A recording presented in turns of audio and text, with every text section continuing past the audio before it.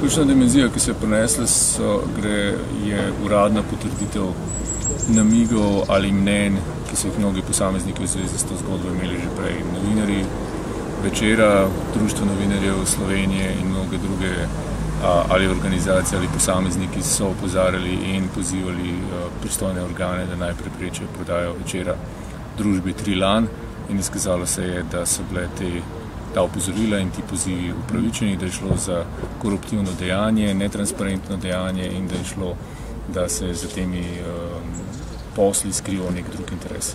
Torej, uradno so se pravzaprav potrdile razmišljanja ali sklepanja, ki so bila prisotna še nekaj časa.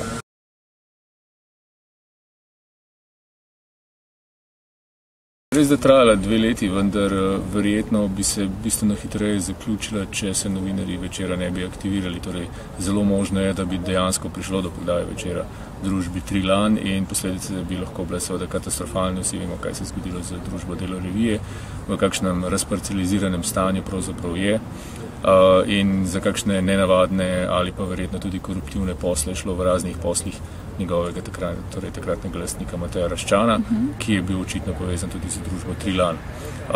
Torej, če novinarji, ki pogosto pozivajo k nadzorovanju oblasti, k nadzorovanju korupcije in tako naprej, se ne bi odzvali na to vrstne sume, ko gre za njihovo lastno družbo in za njihov lasten medij, ki naj bi ob tem opravljal seveda neko pomembno funkcijo v svojem prostoru, potem se postavlja vprašanje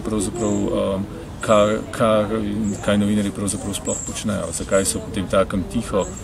Nekdo bi verjetno sklepal, da so prestrašeni ali pa da so seveda glasni takrat, ko gre za druge, v lastnem primeru pa so tiho. Torej, mislim, da je bilo edino prav, da so se novinarji takrat oglasili.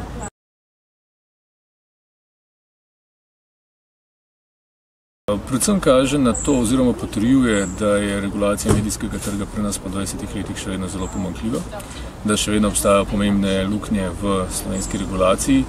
Delno gre seveda za luknje, ki niso prisotne samo na medijskem področju. Če tovrstnih lukenj ne bi bilo, potem verjetno tudi do raznih čudnih prevzemov ali odkupov ali pa pravzaprav menedžerskih odkupov v gradbeništvu ali pa v trgovini ne bi prišlo in danes se ne bi soočali s takšno krizo v marsikaterem podjetju, ki je še do včeraj posloval čisto dobro, pa je imel enostavno preveč lakomne, niti ne lastnike, ampak predvsem seveda upravo. Torej, eno so stroga merila na področju celotnega gospodarstva, drugo so pa še dodatno strožja merila na področju medijev.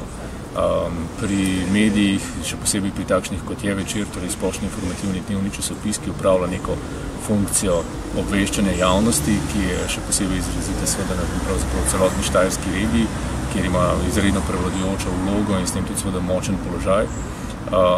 Torej, v primeru takšnih medijev, ne nekih zabavnih medijev, nekih trivialnih medijev, ki ponujajo naprimer samo glasbo ali ki mogoče ponujajo trače, v primeru takšnih medijev je seveda popolnoma jasno, da so potrebne dodatne varovalke. Navsezadnje je tovrstnih medijev v Sloveniji vendarle relativno malo. Če pogledamo spet, če omenimo Štajersko, Večer je gotovo osrednji, ne samo dnevni časopis, ampak pravzaprav v resnici osrednji medij, poleg 2 glavnih televizijskih postaj in recimo še radijskih postaj. In zato je v takšnem primeru seveda, ko ali če pride do neke katastrofalne situacije, bistveno prepozno pravzaprav odreagirati. Če bi Večer danes se znašel v neki stečajni masi nekih čudnih podjetij, nekih podjetij iz Lichtensteina ali nekih slamnatih lastnikov in tako naprej, bi verjetno bilo prepozno pravzaprav za njegovo reševanje.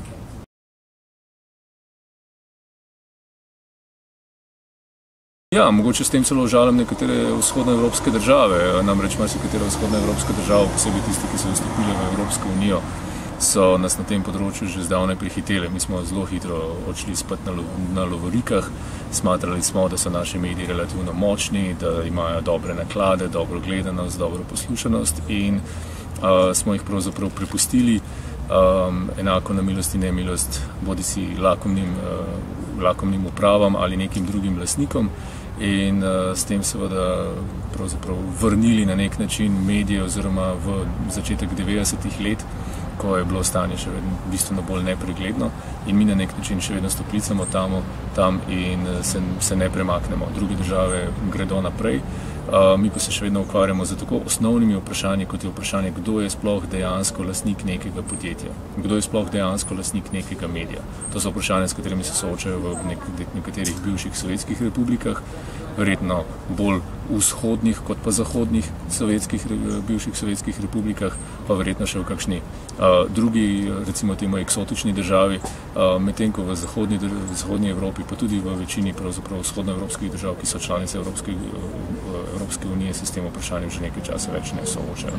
Drugo je seveda Balkan, ampak vsi imamo seveda svoje mnenje o Balkanu in z razlogom tudi zaradi stanja na medijskem področju te države še ne bodo še nekaj časa vstopile v Evropsko unijo.